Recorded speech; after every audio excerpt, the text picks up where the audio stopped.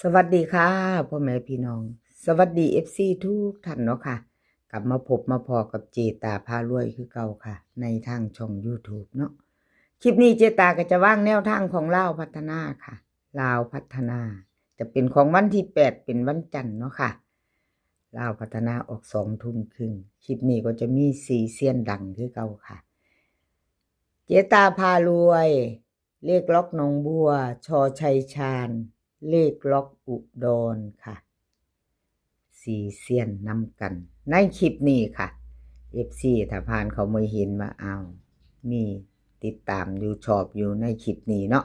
เซียนใดที่เคยติดตามกันเคยชอบจะมาพิจารณาไว้เตรียมแคปหน้าจอมารับชมรับฟังไปน้ำกันค่ะเจตาพารวยค่ะมาเบิง14591เนาะเข้าไป1ตัวเดียวค่ะพี่น้องเข้าไปแต่วิ่งรูดของเจตามาเบิงอีกประวัติเจตาให้เบิง2 งวดวันที่3รุดไปเด้อค่ะรุดคักรุดแน่เจตามาไปใหม่ไปต่อค่ะวันที่8กราบขอบุญขอบคุณ FC ค่ะที่เขามาคอมเมนต์เจตาเนาะมากดหัวใจให้ขออภัยหลายๆค่ะกราบงามๆขอโทษขออภัย FC ที่แนวทางของเจตาบ่เดินบ่เข้าเนาะค่ะช่วงนี้เนาะ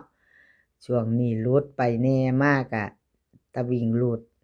เทละตัว2ตัวมา1ตัวประมาณนั้นวิ่งรูดค่ะเจตาให้วันที่8นี่3กับ7ค่ะ3กับ7 2ตัว4หาง3 4 3 5 7170ค่ะเบิ้ล3377 3ตัว2หาง735 370ค่ะวิ่งรูด3กับ7เด่นเท่ากันค่ะบ่มีรองทอกันวงกลมให้เจตา3กับ7 2ตัวค่ะเน้น2หาง3 4กับ3 5 3ตัวเน้นหางเดียวค่ะ735แคปหน้าจอค่ะใครจะไปต่อกับเจตาวันที่8เนาะค่ะลาวพัฒนาใครจะไปต่อพิจารณาใหม่ซ่อมใหม่อีกว่าจะเป็นจังใดวันจันทร์เนาะพี่น้องเนาะแคปหน้าจอกันใครจะไปต่อกับเจตาต่อไปค่ะเลขทุกตัวเอามาวางเพื่อเป็นแนวทางค่ะโปรดใช้วิจารณญาณในการรับชมเป็นอย่างสูงเนาะรับชมรับฟังเป็นเพียงแนวทางเนาะค่ะพี่น้อง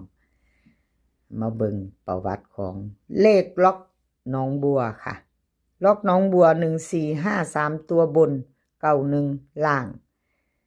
เพิ่นเข้าไปวิ่งรูดเข้าไปตัวนึงเนาะค่ะ2ตัวมา1ตัวเลขล็อกหนองบัวค่ะจับคู่บ่เข้าบ่มีบ่เดินเนาะขอโทษขออภัย FC แทนเพิ่นเนาะค่ะให้เบิ่ง2งวดงวดวันที่3ก็หลุดไปค่ะเลขล็อกหนองบัวขออภัยแทนเพิ่นมาไปต่อไปใหม่ให้กำลังใจกันคือเก่าค่ะเจตาก็ขอขอบกราบขอบบุญขอบคุณเลขล็อกหนองบัวค่ะที่ให้แนวทางมาวางทางช่อง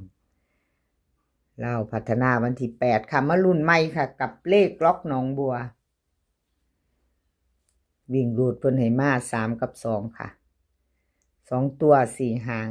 32 31 28 27ค่ะเบิ้ล33กับ22 3ตัวค่ะเน้น3หาง328 231วิ่งรูดค่ะเด่น3ร่อง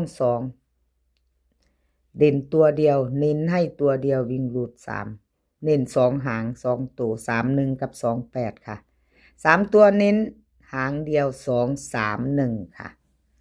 แคปหน้าจอเด้อค่ะใครจะไปต่อกับเลขล็อกหนองบัวเนาะค่ะเลขล็อกหนองบัวกับขอบบุญขอบคุณหลายๆที่ให้แนวทางมาวางทางช่องเนาะค่ะกับขอบพระคุณเป็นอย่างสูงมาไปต่อค่ะไปต่อช่อชัยชาญช่อชัยชาญวันที่5พี่น้องวันที่5 145 3 ตัวบน 91 วันที่5ที่ผ่านมาบ่มีบ่เข้าบ่เดินเนาะพี่น้องเจตาให้เบิ่งประวัติอีกงวดหนึ่งค่ะ2 งวดหลุดไปบ่เข้ากราบขอโทษขออภัย FC ทุกท่านเนาะค่ะขออภัยแทนช่อชัยชาญที่แนวทางของเพิ่นบ่เดินวิ่งรูดกับบ่มาเนาะพี่น้องเอามาตามเบิ่งใหม่เบิ่งต่อวันจันทร์เนาะบ่มีอันหยังที่แน่นอนเนาะค่ะอะไรก็เกิดขึ้นได้กับแนวทางเนาะมาไปเบิ่งรุ่นใหม่ไปต่อกับเพิ่นใหม่ชอชัยชาญค่ะลาวพัฒนาวิ่งรูดเพิ่นให้มา1 กับ 7ค่ะ2 ตัว4 หาง10 12 7 หา74เบิ่น1177ค่ะ3 ตัว7 10 112ค่ะวิ่งรูดเด่นเท่ากัน1 กับ 7 2 ตัวค่ะเน้น2 ตัวเน้น2 หาง12 กับ 7 หา3 ตัวค่ะเน้นหางเดียว112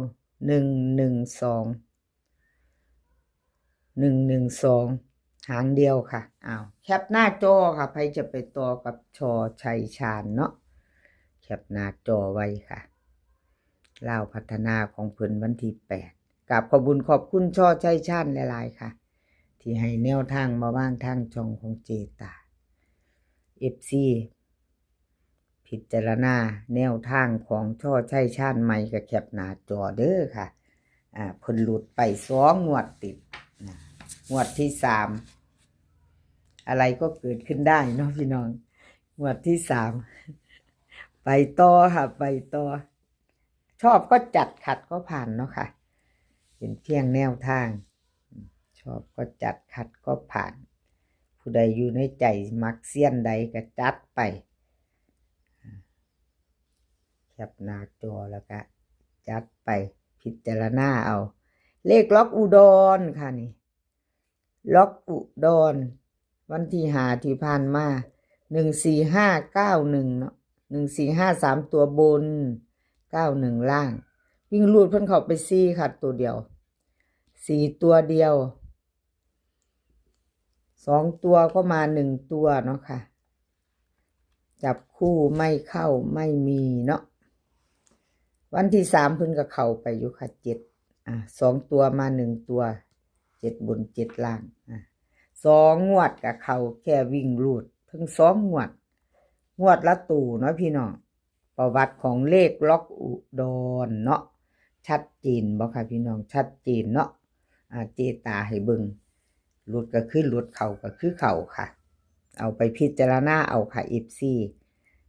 เบิ่งประวัติของเพิ่นแล้วน่าติดตามบ่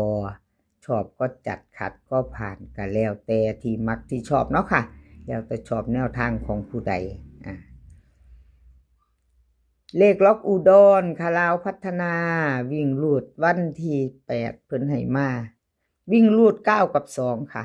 2 ตัว4 หาง96 95 24 23เบิ้ล99 22 3 ตัวค่ะ2 หาง223 295วิ่งรูดค่ะรอง9เด่น2รอง9ค่ะเด่น2รอง9เด่น2รอง9เนาะค่ะเลขล็อกอุดร95 กับ 23ค่ะเน้น2 หาง95 กับ 23 223ค่ะ3 ตัวเน้นหางเดียวชอบก็จัดคัดกระพานครับพี่น้องใครชอบแนวทางของล็อกอุดรค่ะแคปหน้าจอเราไปต่อวันที่8เป็นวันจันทร์เนาะค่ะเจตาลงให้ก่อนมือหนึ่งเอาไปพิจารณาซ่อมชอบของผู้ใดมักของผู้ใดเนาะเอาที่เฮาชอบเฮามักล่ะค่ะ FC คลิปนี้ขอให้พี่น้องโชคดีค่ะกับลาวพัฒนามื้อนี้ก็ขอให้มีความสุขขอให้สุขภาพร่างกายแข็งแรงกันทุกคนค่ะสุขภาพมากก่อนค่ะพี่น้อง เดินทางไปไสก็ขอให้ปลอดภัยค่ะ เดินทางไปขอให้มีโชคค่ะ กลับมาก็ขอให้มีชัยคลิปหน้าพอกันใหม่ค่ะกราบขอบพระคุณหลายๆคลิปนี้ก็สวัสดีค่ะ